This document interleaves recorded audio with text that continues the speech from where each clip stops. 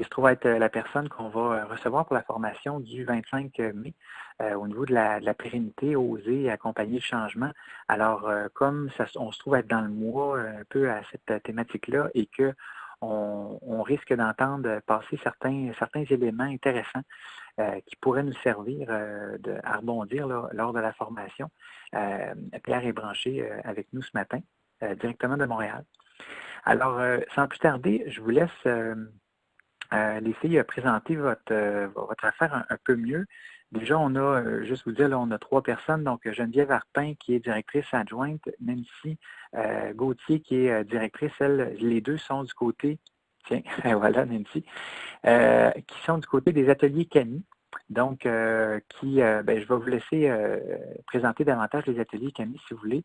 Et au niveau de TV Témis, la télévision communautaire du Témiscamingue, Chloé Beaulé-Poitras, qui est la directrice. Alors, ce sont 2 organisations qui ont eu à faire des changements assez importants dans l'ensemble du fonctionnement de leur organisation communautaire. Et au Témiscamingue, elles sont reconnues comme étant des organisations qui, non seulement ont pris à bras-le-corps ces changements-là qu'ils devaient faire, mais ont amorcé sur un certain temps ces changements-là et les ont bien complétés, puisque aujourd'hui, il y a des nouvelles manières de faire, soit nouveaux services ou en termes de mandat, qui ont été changés et les choses sont parties sur une bonne track montante. Alors, on va regarder un peu qu'est-ce qu'il y en est, d'où ça a commencé, c'est quoi un peu le processus à travers lequel ils ont passé. Alors, ils ont réfléchi à ça de leur côté. Je vais les laisser détailler davantage. Alors, je vous laisse la parole, les filles. Ah oui, excusez. Chloé est enceinte, hein, fait que ça se peut des fois que le bébé bouge, puis je tombe énervée, puis je me garoche. C'est ça, là. On avait ça avant la conférence, si le bébé bouge, tu mets ma main. Là, c'est ça. Désolée. Bon, voilà, désolée. On n'est pas très disciplinés. Geneviève, je te laisse parler. D'accord, bonjour tout le monde. Geneviève Arpin, comme Guillaume le disait, je suis directrice adjointe, adjointe à la direction aux ateliers Camille. Nous, dans le fond, de la façon qu'on a fonctionné pour la conférence, c'est qu'on est parti un peu des questions que Guillaume nous a fait parvenir pour rendre ça plus simple et plus organisé pour vous autres. Donc, Atelier Camille, une entreprise adaptée qui est là pour intégrer les personnes ayant des limitations sur le marché du travail. Donc, des gens qui sont productifs, mais pas nécessairement compétitifs pour intégrer le marché du travail. Donc, chez nous, on a une vingtaine de travailleurs, 2 volets de services, proche de 30, voilà, travailleurs. On est, moi et Nancy, au niveau de la direction, au niveau dans les bureaux, là, au niveau de la semaine, 2 volets de services, entretien ménager d'édifices publics qui comporte la majorité de nos travailleurs, puis le volet location de main-d'œuvre, qui, dans le fond, on loue, malgré que le terme n'est pas très chic, mais on loue des gens à des entreprises ou des organisations du milieu. Les gens restent nos employés, mais font partie prenante là, de l'entreprise ou de l'organisme, travaillent là à temps plein. Nous, reste notre employé, mais on reste toujours aussi en backup pour de l'accompagnement, du suivi, de l'évaluation. S'il se passe quoi que ce soit au milieu de travail, je pense que des fois, ça peut être effectivement sécurisant pour les entreprises ou les organisations qui les embauchent. Ça fait pas mal ça. Peux-tu te présenter? Oui, Chloé, la télévision communautaire. Moi, je suis directrice depuis... en 2014, j'ai entamé le processus de relève. Je vous expliquerai comment ça s'est échelonné là, au fil des années. La télévision, dans le fond, elle existe depuis 18 ans maintenant au Témiscamingue. Puis, son mandat, c'est vraiment de transmettre le pouls du territoire, que ce soit dans toutes les sphères, hein, économiques, culturelles, j'en passe, là, mais politique, beaucoup, tout ça. Donc, on est dans... on a une subvention du ministère de la Culture qui nous oblige à faire 4 heures de production originale par semaine, dont 1 heure d'information locale. Donc, notre bulletin de nouvelles, dans le fond, fait partie là, de nos obligations et de notre mandat. Bon, c'est ça. Donc, bon, ben, je reprends le flambeau. Si on y va, là, avec la première question qui était « Qu'est-ce qui a motivé le changement à faire? » Dans le fond, Nancy, la directrice, est arrivée en 2014, le 4 août, parce que moi, je suis arrivée un an plus tard, pile, 4 août 2015. Dans le fond, ce qui a motivé le changement à faire, on ne se cachera pas que c'était une organisation qui était en déclin.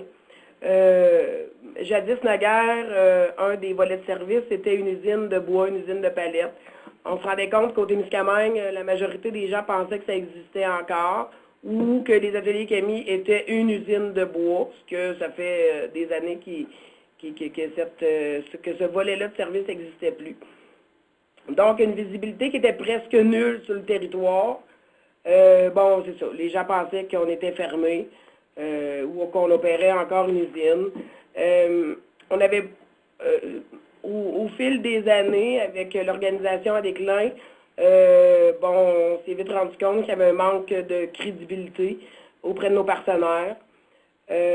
Parce que nous, notre fonctionnement, vite fait, c'est que il faut absolument que les travailleurs, travailleuses, avant d'être embauchés aux ateliers Camille, passent par un processus de vision travail. Donc, il faut absolument qu'un conseiller en main-d'œuvre analyse, dans le fond, le dossier du participant, puis soit référé chez nous si un ou une conseillère détermine qu'on est une bonne organisation pour ce travailleur-là. Donc, il y avait peu ou presque plus de références de la part de Vision Travail, qui est notre partenaire majeur. L'organisation avait peu ou presque plus de participation à des rencontres, à des tables de partenaires. On entendait beaucoup de commentaires d'organisations qui étaient insatisfaites des services. Souvent en lien avec nos travailleurs, les services qu'on offrait. On s'est aussi rendu compte que les travailleurs étaient beaucoup laissés à eux-mêmes. Donc, le suivi était absent en location de main-d'œuvre et aussi en entretien ménager. Donc, plusieurs travailleurs qui avaient intégré l'organisation, qui ont été, c'est ça, laissés à eux-mêmes, puis appris sur le tas, comme on dit. Donc, c'est sûr que des fois, travailler avec des gens qui ont des limitations, ça ne veut pas dire qu'ils ont appris de la bonne façon, donc les plaintes augmentent et tout le processus. On a déménagé il y a 2 ans, l'été 2015, quand je suis rentrée. On avait un emplacement qui était aussi inadéquat tant qu'à nous. On était loin du centre-ville, encore dans l'ancienne usine, donc un grand emplacement pour rien. Qui n'a jamais vraiment été entretenu, donc très sale, pas de bureau, pas de place pour accueillir nos travailleurs. Puis, quand je dis que tout était à refaire, il n'y avait même aucun écrit, ou à peu près pas, donc pas de contrat de travail, pas de façon de fonctionner, pas de contrat pour les travailleurs en location de main-d'œuvre, pas de contrat nécessairement signé avec toutes les entreprises où est-ce qu'on fait l'entretien ménager. Vraiment, quand on dit qu'on partait quasi à zéro avec une organisation qui fonctionnait quand même, c'était ça le défi. Donc, c'est tout ça qui a motivé le changement à faire quand on est arrivé en place, moi et Nancy. Voilà. Donc, qu'est-ce qui a motivé ton changement, toi, Chloé? Ben écoute, moi d'abord, je veux juste préciser, quand Guillaume m'a approché pour la conférence, parce que la télévision a vécu, c'est dans les mêmes années en plus, en 2014 que je suis arrivée à la télé. On a quand même un parcours, je trouve, c'est sûr, on est dans les médias, on est dans les communications, fait que notre parcours, il a paru depuis le début, mais j'ai insisté pour qu'on soit avec les ateliers Camille parce que je trouve que notre parcours se ressemble quand même au niveau, en termes de défis et de changements. Puis je trouvais que c'était le fun d'avoir le comparatif là, entre les deux. De notre côté, ce qui a motivé le changement, c'est vraiment l'ancienne direction voulait partir à la retraite. Ça faisait au moins 5 à 7 ans qu'ils cherchaient de la relève, mais c'est des gens qui sont quand même assez... ils ne voulaient pas laisser partir leur bébé à n'importe quel prix, entre les mains de n'importe qui, ce qui fait qu'il y a eu beaucoup de candidats qui se sont présentés, puis finalement, ça n'a pas abouti à rien. Jusqu'à temps qu'ils me rencontrent En décembre 2012, c'était le Salon des artisans, on s'est fait mettre en contact et à l'époque, j'étais enceinte. J'avais accouché 3 mois plus tard, donc j'aurais dit, ça m'intéresse beaucoup, mais j'ai un congé maternité, là, donc si vous êtes patiente, que vous m'attendez 1 an, on pourrait, là, effectivement, peut-être regarder tout ça. Ils ont été comme vraiment ravis de ma candidature spontanée. C'est vraiment le hasard qui nous a réunis, oui. Suite à ça, c'est ça. Pourquoi le changement, en fait, pour nous, c'est ça. C'est vraiment l'arrivée de la relève, la nouvelle vision d'une nouvelle génération, de l'expérience aussi. Donc, moi, dans le fond, je suis diplômée en cinéma communication.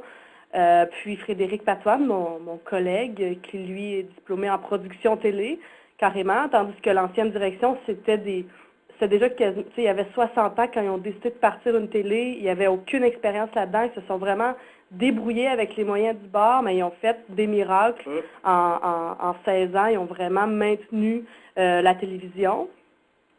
Faut dire aussi que l'opinion publique était partagée, il y avait des gens très fidèles à la télé qui l'ont vu naître, qui, pour eux, c'était un outil essentiel, puis qui continuaient de l'encourager année après année on a comme 200 membres à peu près qui nous font un don volontaire annuellement, qui, eux, pour eux, la télé, c'était vraiment déjà bon. Ils étaient satisfaits de la qualité du contenu, versus une autre portion de la population qui voyait plutôt de façon péjorative la qualité des émissions, le contenu un peu stagnant. Je pense que la télé avait pas vraiment... Elle avait une bonne formule en termes budget, au niveau du budget, là, tout était beau, il n'y avait pas de déficit, mais ça rendait pas une image nécessairement d'un Témiscamingue vivant, pour être poli, là, disons. Là. Donc, je pense que c'est vraiment ça qui a motivé le changement à la base, mais pour la question numéro 2, comment on s'y est pris, vous allez voir que ça a été très, très graduel et il y a eu beaucoup de compromis à faire. Là. Bien, effectivement, si on enchaîne, comment vous vous y êtes pris justement pour effectuer les changements. Puis là, on parle vite, fait que gênez-vous pas si vous avez des interactions là, ou des questions, Guillaume, ou peu importe, là, vous le couperez. Je pense qu'effectivement, on a un parcours qui peut être similaire avec TV-Témis, comme Chloé le dit, de un par la relève, de par une vision qui est différente, plus jeune, plus connecté, je pense, sans égard aux anciennes personnes en place dans nos 2 organisations, mais je pense que la vision est différente, le souci du changement est différent, l'évolution va vite, encore plus dans le domaine de Chloé, les technologies vont vite, donc à un moment donné, il faut s'arrimer avec 2017, donc bon, comment on s'est pris? C'est sûr que quand on est rentré en poste puis qu'on a fait ces constats-là, qui sont quand même assez rapides au niveau des constats, on s'est fait des rencontres d'équipe régulièrement, moi et Nancy, pour se faire des plans de match. De regarder aussi, oui, moi j'ai un bac en travail social, une quinzaine d'années sur le territoire en lien avec mon domaine d'études, principalement en employabilité, justement, au Carrefour Jeunesse Emploi. Donc, je connais très bien le milieu témiscamien, je connais très bien les entreprises, je connais très bien les partenaires. Nancy, qui a une grande expertise aussi en administration, relations humaines, a travaillé beaucoup en Abitibi davantage, à Rouen, au niveau des municipalités, des villes, mais native du coin. Fait qu'on avait quand même 2 visions intéressante, on se rejoignait, mais on avait comme 2 complémentarités intéressantes là-dessus. Donc, c'est sûr que on reste qu'on est quand même un peu néophyte là, à notre arrivée sur comment ça marche une entreprise adaptée. Donc, oui, on est allé rencontrer l'entreprise adaptée, une entreprise adaptée que sur le territoire de Rouen, donc Thémabex. Pour mieux comprendre c'est quoi les enjeux, c'est quoi les façons de faire, c'est quoi les pratiques courantes dans une entreprise adaptée. Qui font, eux aussi, de la location de main-d'œuvre et de l'entretien ménager d'édifices publics. Parce que on est bien consciente qu'il fallait faire des changements qui sont rapides, il fallait redorer le blason de l'organisme. On ne veut pas que ça ferme, il y en a un au Témiscamingue, puis on ne veut pas que ça ferme, donc il faut être proactif rapidement. Donc, on veut savoir, on ne réinventera pas la roue, Donc, qu'est-ce qui se fait ailleurs, qu'est-ce qui est applicable au Témis. Donc, c'est un peu comme Chloé dit aussi, ça s'est fait, je vous dirais que c'est pas mal établi maintenant, mais on est encore des fois dans l'essai-erreur, parce qu'il a fallu restructurer au complet le volet entretien ménager et l'allocation de main-d'œuvre. Donc, on est même parti au printemps passé.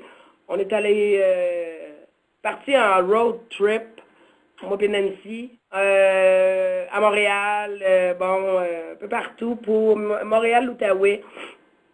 Excusez, aller rencontrer d'autres organisations, justement. Qu'est-ce qui se fait ailleurs au Québec? Comment vous fonctionnez? Avez-vous des écrits? Avez-vous des plans de travail? Comment vous fonctionnez? On a ciblé là, des entreprises du Conseil québécois des entreprises adaptées, un peu le réseau qui nous chapeaute, pour voir avec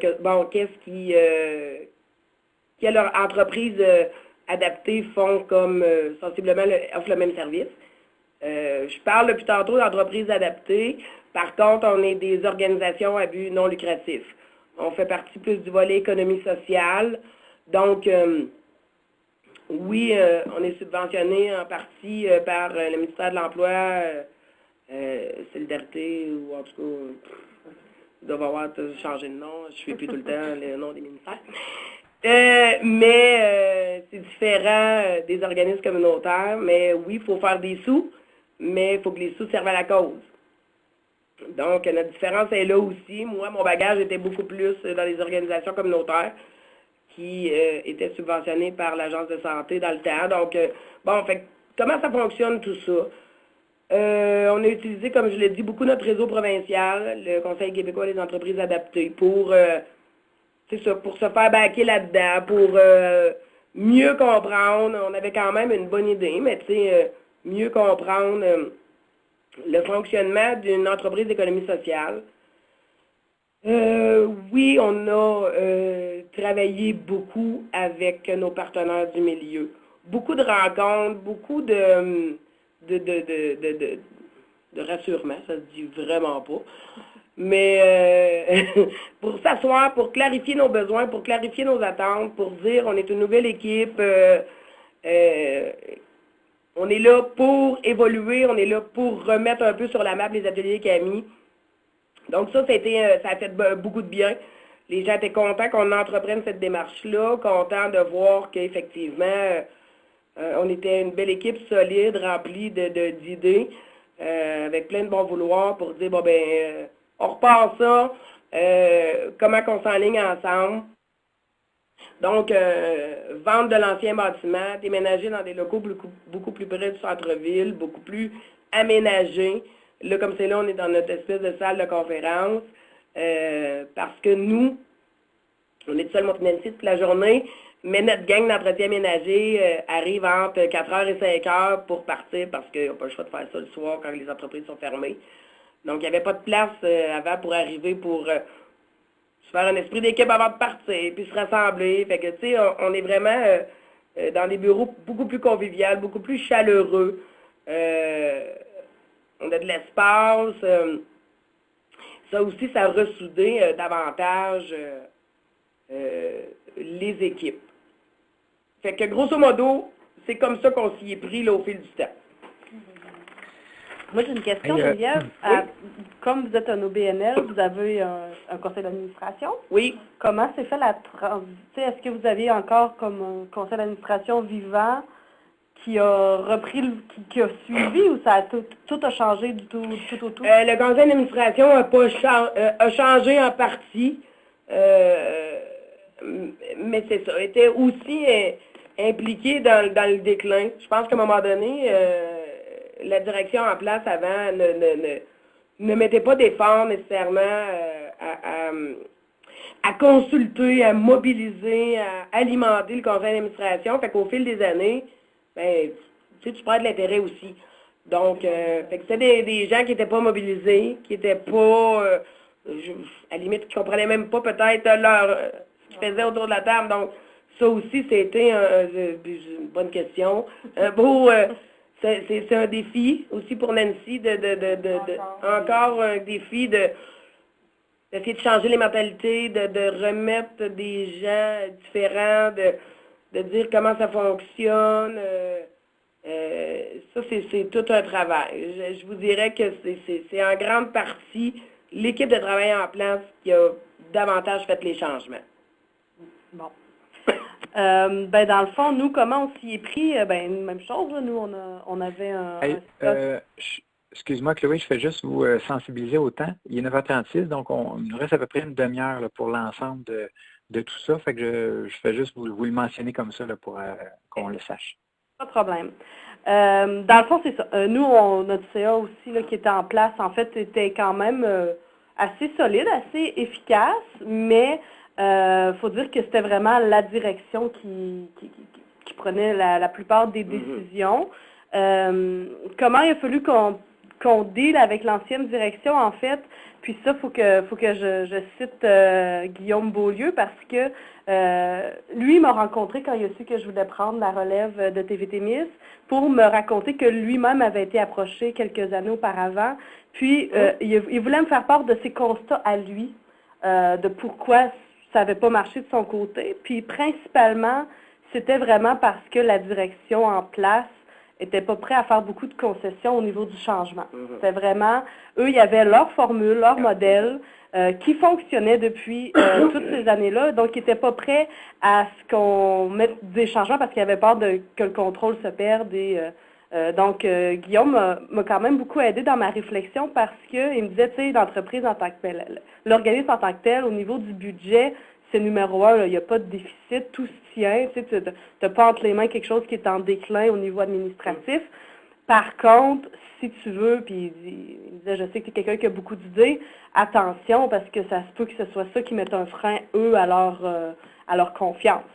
Parce que ça, ils voulaient se retirer graduellement? Ils voulaient se retirer graduellement, même, je pense qu'ils voulaient étaler ça sur 2 ans, le passage de la relève. À la base, nous, on visait 1 an. Puis l'idée, c'était vraiment de transmettre leurs connaissances à mesure d'une année, tu sais, vraiment au fil de l'expérience. Puis pour ça, on a eu la chance d'avoir une subvention d'Emploi Québec qui s'appelle carrément Aide à la relève ou formation, là. Puis on a fait un plan de formation, donc ça nous a permis vraiment, on a ciblé toutes une année complète à TVT-MIS, c'est quoi les tâches au niveau administratif, au niveau technique, au niveau relations publiques, tu sais, tout, on a vraiment fait le tour de qu'est-ce que 2 employés à TVT-MIS font sur une année et qui va reprendre ces mandats-là. Donc on a vraiment eu un super travail à ce niveau-là.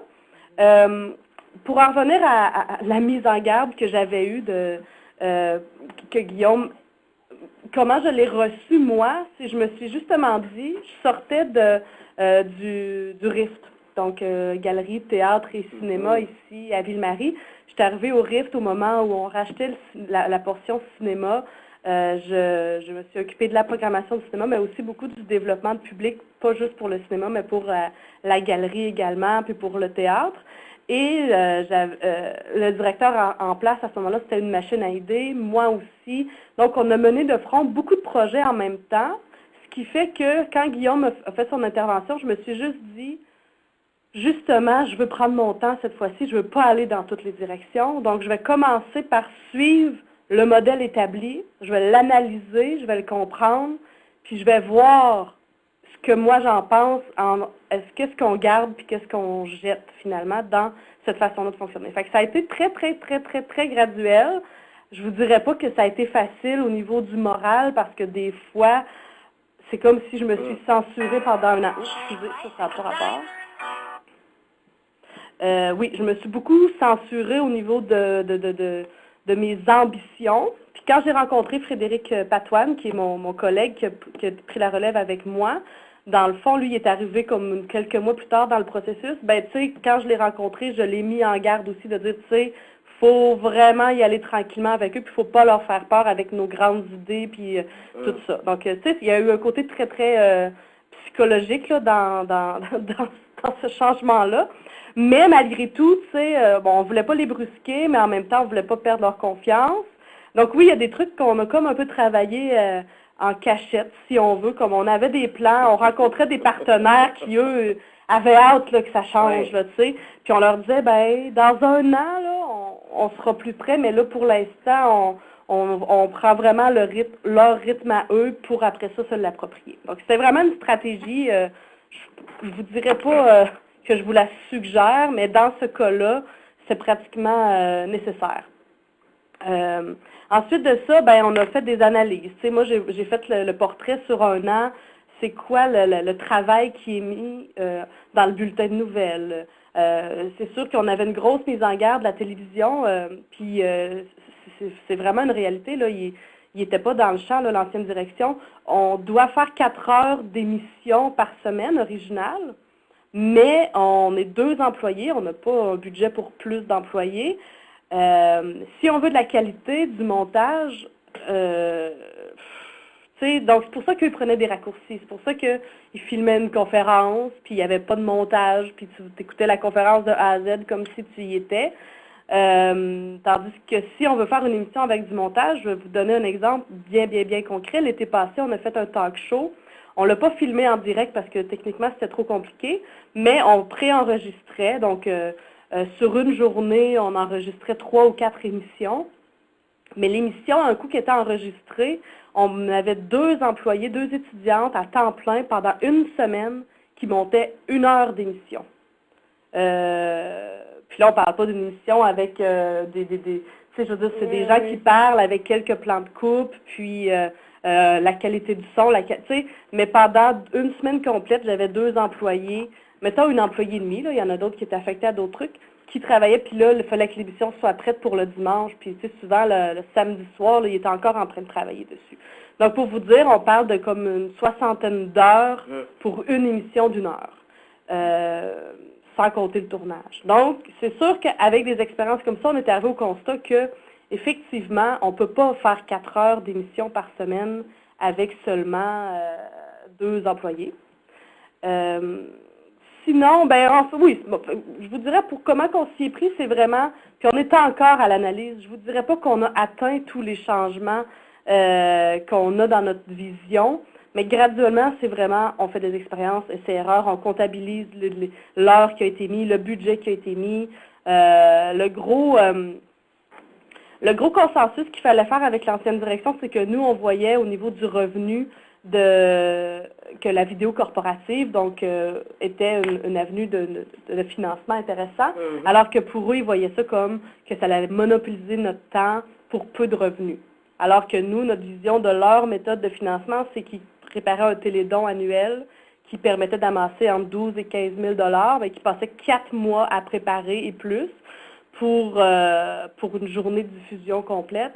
Pour nous, c'était ça qui n'était pas rentable, tu sais, dans l'entreprise. C'était de dire, on met tellement d'énergie sur cet événement télévisuel-là pour 15 000 $, puis au fil des 2 dernières années, on leur a montré ce 15 000 $-là et plus, on va le chercher en vidéo corporative, puis on dispatche notre temps sur l'année plutôt que de concentrer un 4 mois intensif à en faire un burn-out. Fait que je vous dirais que ça a été vraiment, là, il a fallu qu'on fasse un projet pilote avec Desjardins d'une première vidéo corporative pour leur montrer le rendement, puis encore là, ils n'étaient pas convaincus. Puis après ça, finalement, on prenait des contrats quasiment en cachette, là, jusqu'à temps qu'ils quittent. Puis pour en revenir à mon CA, pour finir ce point-là, vu qu'il nous reste 15 minutes, le CA en tant que tel, moi, j'ai pas eu de difficulté avec eux. Ils étaient sont très pro-télé, très investis dans tout ça. Puis j'ai vraiment senti, quand l'ancienne direction est partie, une ouverture totale. Puis même des fois, ils allaient au-devant de moi. Tu sais, je leur montrais les chiffres. Je leur disais, voici combien on a fait en vidéo corporative. Puis avant même que je leur dise, comme vous voyez, c'est aussi rentable, sinon plus, que le télédon. Ils me disaient, ah, mais mon Dieu, ça vaut bien plus la peine de faire ça qu'un télédon. Puis là, j'étais comme, vous m'enlevez les mots de la bouche. Tu sais, fait que ça a été, pour de vrai, ça a été, ça a bien passé là, à ce niveau-là. Je ne sais pas s'il y a des gens qui voudraient intervenir à ce rendu-là. Des questions, des commentaires. Ça serait un bon moment pour le faire, à moins que certains, ou si c'est juste une petite affaire, ou vous pouvez le mentionner en clavardage aussi. Oui, parce qu'on parle... Oui, on a Paul Saint-Amand, oui, qui aurait une intervention à faire. Oui, Paul? Oh. Salut les filles, merci beaucoup d'abord là, pour votre intervention de ce matin. Je ne sais pas si vous m'entendez bien. Oui. Donc, ce que je comprends, c'est que particulièrement pour la télé communautaire, là, le ministère de la Culture avait des obligations envers vous sur la production locale. Et si je comprends bien, vous l'avez utilisé comme levier pour un peu reformuler votre offre de service et aller dans l'innovation, là. Donc, mais est-ce qu'il y a eu un accompagnement de la part du ministère de la Culture envers vous ou envers votre conseil d'administration pour vous faire le lien avec d'autres initiatives ailleurs en province de télécommunautaires ou comme ça, ou ils font juste vous livrer un programme financier avec des prérogatives puis arrangez-vous avec ça?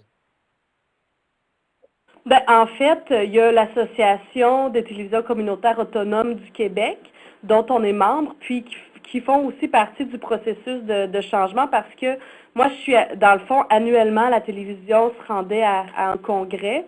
Puis, je suis allée à mon premier congrès à l'automne 2013, donc avant même d'entrer en poste. Puis, ça a été pour moi, là, vraiment, j'ai réalisé à quel point j'allais apprendre de cette association-là. Donc, ils sont pas mal le lien avec le ministère. Donc, oui, on a une ressource aussi au ministère qui va nous suivre à chaque année. Pour ce qui est du changement, eux sont ouverts aussi. Là, ils nous encourageaient à faire les changements nécessaires. Mais en même temps, moi, là maintenant, là, avec 3 ans plus tard, je pense que c'est le ministère qui devrait changer ses balises parce que je trouve que d'imposer 4 heures de production hebdomadaire aux télévisions, c'est pratiquement leur imposer de diminuer leur qualité pour la productivité, pour la quantité. Donc ça, c'est mon constat parce que, je veux dire, on veut avoir une image d'une télé qui est vivante, on veut avoir une image... puis tu sais, je veux dire, ce que les gens pensent d'une télé communautaire, c'est pas juste au Témiscamingue, là, à la grandeur du Québec. Les gens vont pas nécessairement se dire « Wow, quel chef-d'œuvre télévisuel que je viens de voir à la télé communautaire ». Mais tout le monde a des équipes en place pour le faire, mais on a des contraintes de temps et de budget qui ne nous le permettent pas, en plus des contraintes du ministère. Donc, je m'écarte un peu là, de la question en tant que telle, mais... T'avais-tu carte blanche, outre les 4 heures? Ben, dans le fond, tant qu'on produit nos 4 heures par semaine et notre heure d'information, après ça, je veux dire, oui, mais il faut que ça soit des sujets ancrés dans la localité. Je pourrais pas dire je fais une émission... comment je Sur le transfert des Wapiti en Abitibi? Ah ben oui, je pourrais. Ça, c'est correct, oui. Okay. Non, mais tu sais, ce que je veux dire, c'est, mettons, je sais pas, une émission sur le voyage aux îles Bahamas, ben, ça n'a pas vraiment d'impact sur le local. Tu sais, je parle pas d'enjeux territoriaux, je parle pas de... Ah, OK. Tout comme une émission de cuisine, mais en même temps, si c'est des produits locaux qui sont mis en valeur, là, je viens de trouver un lien avec le milieu. Là. Tu sais, faut qu'on soit quand même ancré dans notre réalité, dans notre milieu. Mais ça ne nous empêche pas d'en faire une émission sur les voyages, là, nécessairement, parce que si c'est un citoyen qui veut parler de voyage, ça fait quand même partie de... Donc, tu sais, c'est ça. Il y a des trucs qui sont un peu à retravailler, je pense, au niveau du ministère. Juste avant de poursuivre avec le reste de la présentation, je pense, Paul, que tu as relevé la main. Est-ce que ça se peut? Oh yes. Donc, question complémentaire avec où est-ce que vous avez été là, avec le ministère. Est-ce que vous sentez de l'ouverture de la part du ministère sur les modifications aux contraintes du programme là, par rapport à l'expérience que vous avez faite? Là? Je vous dirais qu'on n'est pas rendu, même pas à l'étape, moi c'est ma réflexion dans ma tête. Je pense qu'elle est partagée par d'autres télés parce que à force de se parler, j'ai réalisé qu'il y en a d'autres aussi qui constatent que les contraintes sont peut-être dépassées là, par rapport aux nouvelles réalités de la télé, mais il n'y a pas de dialogue qui a été établi. Là. Donc, pour ce qui est de leur ouverture, c'est de l'inconnu. Là. Eux sont quand même inquiets beaucoup en lien avec, parce que dans le fond, les télés sont reliées au câble, et là, le câble, ben, tu sais, avec les nouvelles tendances, Netflix et compagnie, sont très inquiets de la pérennité des télévisions, d'où pourquoi ils ont mis sur pied le plan culturel numérique pour que les télévisions soient maintenant sur Internet. Mais ils remettent ça en question, leur programme. Mais quoi que j'ai eu une conversation un peu arrosée avec un des pendant le congrès, hein, vous savez c'est quoi un congrès, avec la ressource des responsables de toutes les télévisions au Québec. Puis quand j'ai dit, bon, notre subvention, c'est 30 000 tu sais. J'ai dit, tu sais, 30 000 là, c'est pas un salaire pour un employé. Puis lui-même, il dit, ouais, c'est même pas mon salaire, tu sais. Fait qu'en voulant dire, tu me donnes 30 000 pour que je te fasse 4 heures, mais ton 30 000 couvre même pas mon salaire d'un employé. Donc, tu sais, oui, je pense que la réflexion, éventuellement, ils vont être ouverts à l'écouter, mais on n'est pas rendu là. OK. Alors, il vous reste une dizaine de minutes. On vous laisse poursuivre les filles sur le reste ou en lien avec les autres questions, etc. Mais est-ce que vous jugez là, qui est le plus important selon ce que vous avez vécu? Absolument. Bien, je vais peut-être enclencher pour les 2 dernières, puis ensuite, tu vas pouvoir poursuivre. Dans le fond, là, pour la suite, c'est comment qu'on a consolidé un peu tout ça, puis ce qu'on en retient, puis les ingrédients, les principaux ingrédients là, qui font que je pense que nos changements, effectivement, on peut dire que c'est une réussite. Ce que j'entends depuis le début, c'est que nos mots-clés, c'est vraiment essai, erreur, puis le temps. Oui, on arrive avec nos idées, on est jeune, dynamique, on a une vision qui est différente, mais faut pas mettre la jarrue devant un bœuf, comme on dit. Donc, effectivement, c'est une question de temps. Oui, essai-erreur. Oui, il y a des choses qu'on a faites rapidement, moi et Nancy, qui, après ça, on fait non, vous aurait été plus payant qu'on réfléchisse un petit peu. Faut recommencer. Ça marche pas. Un exemple plutôt rapide, l'équipe d'entretien ménager, au départ, était une grosse équipe. Partait, faisait tous les contrats au Témiscamingue. Bon, ça, pour nous, ça fonctionnait pas pour plein de raisons. Maintenant, l'équipe est scindée en 2. On a embauché 2 superviseurs. Les contrats sont également scindés en 2. Donc, ils partent chacun de leur côté. Parce qu'avant, il n'y avait pas de suivi, pas de superviseur, tant au niveau des travailleurs qu'au niveau de la qualité du service. Donc, maintenant, les superviseurs sont là pour contrôler la qualité du travail. L'an passé, on a embauché une étudiante qui a fait la tournée des entreprises bénéficiaires, puis qui a présenté les devis des contrats, ce que visiblement n'avait jamais été fait. Donc, qu'est-ce qu'on fait comme ménage chez vous? Pourquoi que des fois, le dessus des étagères n'est pas lavé parce que des travaux en hauteur c'est au mois, telle affaire. Tu sais, comment qu'on fonctionne? On a évalué la satisfaction. Le fait d'avoir remanié les travailleurs dans l'équipe, parce que veut pas, il faut se rappeler.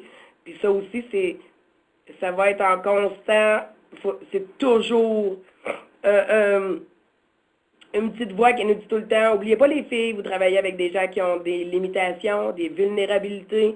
Donc, il y a des fois qu'on pense que de l'information est acquis, puis on fait, ben non, c'est normal. Il y a des choses qu'il faut aussi apprendre à lâcher prise. Ça sera probablement jamais acquis. Il va falloir répéter. Donc, connaissant nos travailleurs, on a remanié certains travailleurs d'une équipe à l'autre pour améliorer l'ambiance de travail, pour maximiser leur efficacité. Donc, tout ça, avec l'essai-erreur puis avec le temps, maintenant on peut dire qu'on a une équipe d'entretien ménager, 2 équipes solides qui sont efficaces. Avec les superviseurs, maintenant, on a un meilleur rendement, meilleur esprit d'équipe, meilleure qualité du travail, meilleure ambiance de travail, chute au niveau des plaintes ou des constats, tu sais, qu'on nous appelait, puis Fait que ça, c'est comme ça qu'on a réussi à consolider. Puis ce qu'on en retient, c'est effectivement le temps. Il faut se donner du temps pour remanier une organisation. Tu sais, des fois, juste partir de Noël, ce qu'il n'y avait plus nécessairement. Maintenant, on en fait un, on va tous au resto, puis on achète, on fait des tirages de cartes cadeaux, de cadeaux. Il y a aussi des reconnaissances diverses spontanées dans l'année. Entretien ménager, on le sait que c'est beaucoup plus d'heures l'hiver, c'est plus sale, hein, avec l'eau botte, le calcium, la neige. Bon, fait que tu sais, un petit chocolat au début de printemps, des chocolats Martine qu'on achète à tout le monde, un petit paquet cadeau. Ça veut juste dire merci, gang, vous l'avez eu rough, on continue. Fait que ça, c'est instauré. Des suivis beaucoup plus serrés. c'est sûr que c'est des gens, il y en a beaucoup qui ça fait des années qu'ils sont ici, qui ont travaillé d'une certaine façon, que nous, on apporte du changement. Il y a beaucoup de réticence au changement. Donc, il faut utiliser beaucoup de renforcement positif parce que la résolution de conflits était pas... ça faisait pas partie là, de leur quotidien. Donc, il faut régler au fur et à mesure.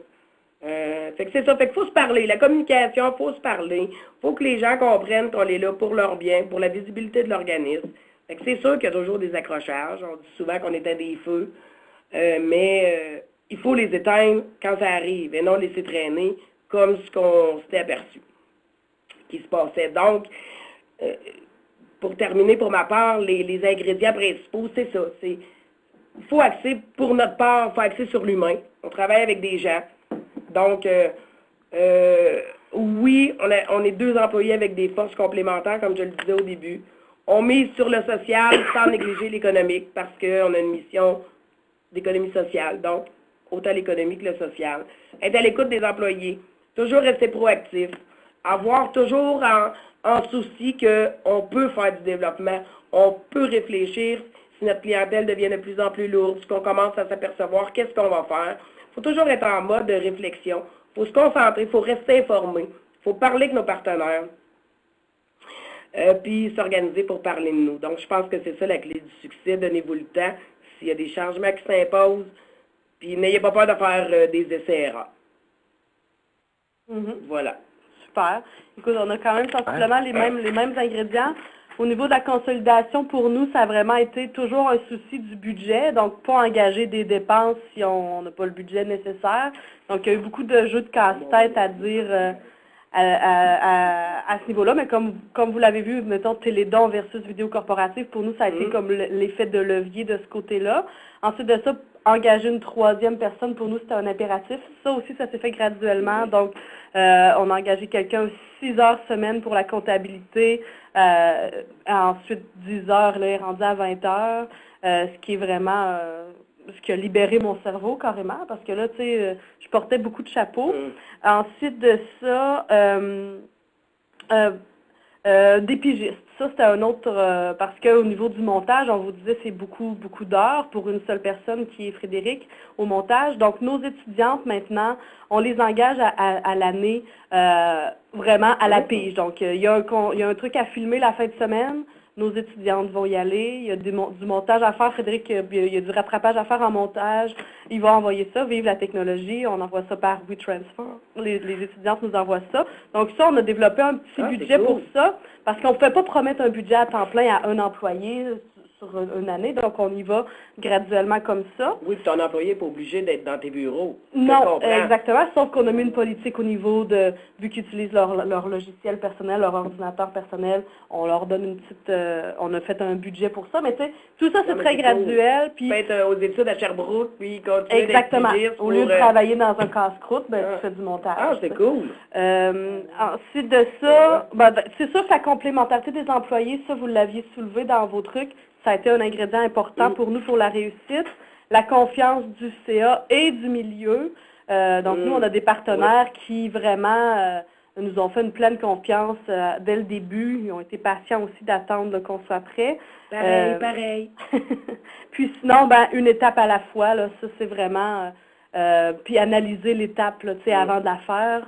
Oui, on peut faire des erreurs, mais il ne faut pas que ce soit des erreurs trop coûteuses non plus. Donc, je dirais que c'est pas mal ça là, qui a fait qu'on a réussi les changements actuels.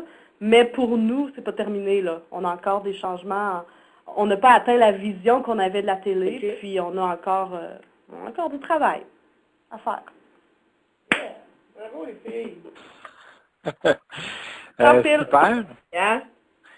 Alors, merci beaucoup pour la présentation. On peut quand même, il y en a peut-être là, quelques-uns qui auraient à se déconnecter s'ils ont des rencontres de prévues, mais on peut quand même prendre quelques minutes là, à ce moment-ci. S'il y en a qui ont des questions ou qui ont des interventions, peut-être qu'il y en a qui sont connectés là, actuellement, qui ont vécu justement des transitions ou qui voudraient parler ou rajouter là-dessus. Donc, la parole est à vous. J'ajouterais aussi que tu sais, on parle, là, oui, qu'est-ce qui a motivé le changement, c'est quoi que ça nous a apporté, qu'est-ce qu'on a fait, mais en même temps, je tiens à dire que si il y en a qui nous écoutent, qui voient ça venir, oui, au départ, c'est gros, mais c'est réellement un challenge et un défi qui est très stimulant.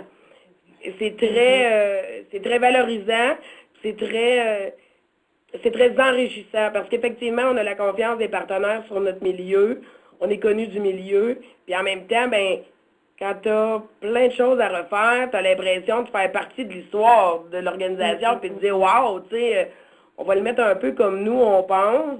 Bon, on n'a pas la science infuse, mais quand on voit que les résultats sont positifs et que ça va bien, puis que les commentaires sont positifs et intéressants, fait que, je pense que c'est des beaux défis. C'est le fun. C'est triste puis plate quand t'arrives, mais c'est le fun de se donner l'opportunité de pouvoir faire ça.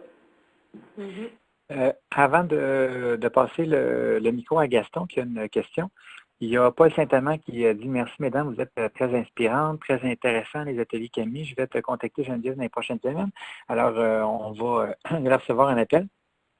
Et je retiens aussi de là qu'il y a de votre personnalité là-dedans, parce que pour faire ces changements-là, vous, est-ce que vous vous sentiez confortable à faire ces changements-là et de le sentir comme étant un challenge plutôt que quelque chose comme insécurisant qui ne nous fait pas dormir, là, puis qu'on craint de faire? Si vous le perceviez positivement aussi, il y a une partie de votre personnalité aussi là, qui est un ingrédient d'après ce que j'en perçois. Alors, on avait Gaston qui a levé la main et ensuite Pierre Prévost aussi. Alors, Gaston? Oui, Geneviève, tu as répondu en partie. En fait, mon questionnement était votre rapport avec le milieu a dû évoluer beaucoup, c'est-à-dire de 2015 à 2017. Tout l'encouragement du milieu ou toutes les idées que vous avez pu aller chercher, est-ce que ça prend quand même plus de temps que vous l'aviez prévu, votre relation avec le milieu? Je vous dirais que, sans me lancer des fleurs, là, c'est pas ça du tout, mais j'étais quand même relativement très bien connue et je pense, quand même assez bien cotée. Comme je disais tantôt, j'ai travaillé 10 ans au Carrefour Jeunesse Emploi en employabilité. Donc, les gens étaient contents de savoir que c'est un visage connu qui reprenait un peu le flambeau. Nancy a très rapidement aussi entré en contact avec les partenaires, malgré que ça faisait des années qu'elle était partie, donc son visage était moins connu. Fait que je pense que ça doit avoir, je pense, sincèrement aidé du fait que j'étais connue et que les gens me connaissaient. Parce que, comme disait Chloé, effectivement, les partenaires étaient ouverts, avaient fait plusieurs tentatives de lancer des perches à l'organisation pour de l'aide ou des choses comme ça. Fait qu'à un moment donné, ils ont abdiqué puis ils ont dit, bon, ben, regarde, fait que c'est ça, fait que tout était au ralenti. Fait que nous, on embraye, excusez l'expression, dès le départ, en se disant que, oui, il y a beaucoup de choses à faire à l'interne, mais en partant, il faut rapidement sécuriser nos partenaires. Je pense que ça a été la clé du succès, puis à ce niveau-là, ça a très bien été. Puis maintenant, on s'appelle beaucoup, on travaille beaucoup en partenariat. Je ne sais pas si je réponds à ta question. Oui, excellent, merci. Merci bien pour Bienvenue. votre présentation. Ça fait plaisir, merci. On a Pierre maintenant qui avait une question ou une intervention à tout le moins. Ben, c'est surtout un commentaire parce que comme on termine bientôt, mais je voulais surtout dire merci. C'était vraiment très apprenant, très riche, plein de choses qu'on peut remonter. Mais moi, je voulais saluer le leadership, on le met tantôt, mais puis en fait, je voyais comme deux types de leadership en fonction des lectures que vous avez faites. Il y avait d'un côté où il y avait comme une situation un petit peu plus urgente, prenait le groupe pour agir, puis donc on lève les manches, puis on travaille fort. De l'autre côté, un leadership qui était comme plus, on va se coller à ce qui existe déjà, puis on va tranquillement changer les choses. Fait que je trouvais que vous aviez une super belle lecture de la situation. Et puis les deux aussi, je voulais saluer aussi le fait que vous étiez aussi en mode apprentissage, parce que vous avez parlé à plein de monde, connecté avec vos réseaux, Tu as parlé d'un road trip, Nancy, je trouvais ça vraiment génial. Donc, un mélange de, on pense, on est comme, on a de l'audace, en même temps, on a le grand ouvert, on apprend de ce qui se passe autour, puis on saisit plein d'opportunités. Je trouvais ça vraiment très intéressant. Puis, si vous êtes disponible le 25, je ne sais pas si vous allez y être, mais ça serait le fun pour puisse réutiliser ce que vous avez fait. Je lance comme ça parce que c'est une idée qu'on avait eue. Je trouvais que c'est exactement le genre de récit qui est de grandes sources d'apprentissage. Merci beaucoup. Merci, Pierre. Tout le monde a bien entendu, bien saisi?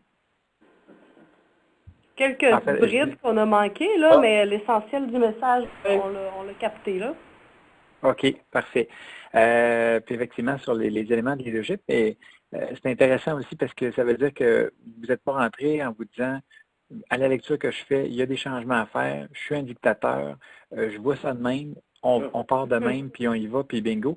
Vous avez été ouverte à aller voir ailleurs, puis à consulter, puis à vous interroger. Vous êtes demeuré interrogative par rapport aux changements à faire et comment les faire. Donc, intéressant. Oui, absolument, parce que Pierre apportait un bon point, tout l'apprentissage, effectivement. Oui. Oui, j'espère qu'il a teinté dans notre discours, mais qu'effectivement, on s'est mis en mode comme ça, puis je comprends que Chloé et son équipe aussi, là, de dire, bon, ben, regarde, faut avancer, on a le sentiment d'urgence de changer les choses, mais oui, il faut se mettre en mode apprentissage. Excellent. On avait, en fait, puis justement, la formation qui va se tenir le 25 mai va être beaucoup en mode partage. Donc, il y a plein de gens qui, là, à date, au niveau des inscriptions, on est entre 25-30. Donc, ça devrait être une formation qui fonctionne super intéressante. Et il y a beaucoup de gens qui sont justement dans des processus où il y a du changement à opérer ou qui ont fait ou qui s'en viennent à faire. Et on va beaucoup être en mode partage. Et justement, l'échange qu'on a fait là ce matin va dans la même veine. Donc, ça met bien la table ce qu'on aperçoit là aujourd'hui, ce matin, pour qu'on puisse collectivement, ensemble, même aller plus loin pour ceux qui ont désiré s'inscrire. Et d'ailleurs, c'est toujours possible de s'inscrire jusqu'à peu près le 18 ou le 19 du mois de mai à cette fameuse formation-là qui se tient à Cadillac sur la pérennité, oser et accompagner le changement. Il arrive 10h08. Alors, avec nos pépins techniques, finalement, on se trouve à avoir décalé notre heure de 10h15 à 9h15 à 10h15. Alors, on a Chloé qui est partie tousser. Est-ce qu'il y avait d'autres? Oui, mais l'air passe, on est correct. L'air passe? Bon, OK. L'air passe, on devrait réchapper. Est-ce qu'il y a une dernière intervention pour les participants qui souhaiteraient nous apporter ou si on conclut avec le mot de la fin? Pierre qui dit merci de l'invitation, à bientôt. Alors, je pense qu'on peut y aller avec le mot de la fin. Est-ce que vous avez un petit mot de la fin spécial, les filles, à nous mentionner? Ben écoute, merci de l'invitation, Guillaume, parce que des fois, justement, quand on est dans un processus comme ça, ça fait du bien de réfléchir sur ce qui a été fait, puis d'amener à des constats, puis de le partager en plus avec des gens qui ont vécu des situations similaires. Ça nous fait, je sais pas, une belle rétrospective, puis un bon moment pour dire, bon, ben, voici, tu sais, moi, dans ma tête, je sais c'est quoi mes prochaines étapes. On dirait que ça m'a remis un peu les idées en place, à savoir, c'est vrai que dans mon processus, entre autres, tantôt, la question sur est-ce que le fait d'être connecté dans le milieu, ça nécessite du temps? Bien, effectivement, moi, en ayant tellement de chapeaux, faut que je m'improvise journaliste, faut que je m'improvise directrice de plateau, faut que je m'improvise coordonnatrice de projets, de vidéos corporatives et tout. Mais tout ce côté-là, contact avec le milieu, les municipalités, tu sais, j'ai un gros travail à faire de représentation encore. Donc, tu sais, je pense que c'est ça. Ça a apporté plein de réflexions comme ça qui n'étaient pas perceptibles dans mon cerveau pendant la conférence. Très beau mot de la fin. Super. Ben mon Dieu, déjà, c'est ce qui est intéressant pour faire une vidéoconférence, c'est de pouvoir partager. Bon, il y a des personnes ressources qui apportent un certain élément de contenu, puis on le reçoit, on challenge là-dessus, on se revient, mais de voir qu'il y a un impact positif de vous aussi d'avoir fait cette rétrospective-là, c'est super intéressant. Tant mieux si ça a été bénéfique pour tout le monde. Alors, donc, juste à je vous inviter rappelle... les gens, là, tu sais qu'il y a un monsieur qui disait qu'il voulait contacter Geneviève, mais tout le monde, si vous voulez nos coordonnées, vous pouvez peut-être passer par Guillaume, puis